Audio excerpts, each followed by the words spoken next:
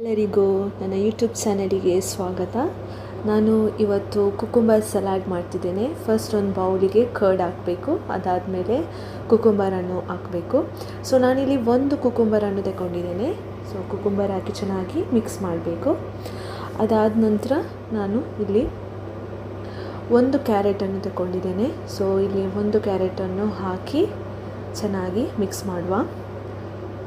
So ಈಗ ನಾನು mix ಮಾಡ್ತಿದ್ದೇನೆ.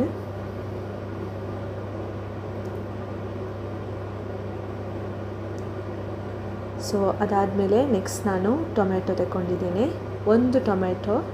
ಸೊ ಒಂದು ಟೊಮೆಟೊವನ್ನು ಹಾಕಿ ಚೆನ್ನಾಗಿ ಮಿಕ್ಸ್ ಮಾಡುವ. ಸೊ ಅದಾದಮೇಲೆ ಈರುಳ್ಳಿ, ಇಲ್ಲಿ ಒಂದು ಈರುಳ್ಳಿಯನ್ನು ನಾನು ತಗೊಂಡಿದ್ದೇನೆ. ಸೊ ಒಂದು ಈರುಳ್ಳಿ ಕೂಡ ಹಾಕಿ ಚೆನ್ನಾಗಿ ನಾವು ಮಿಕ್ಸ್ ಮಾಡಬೇಕು.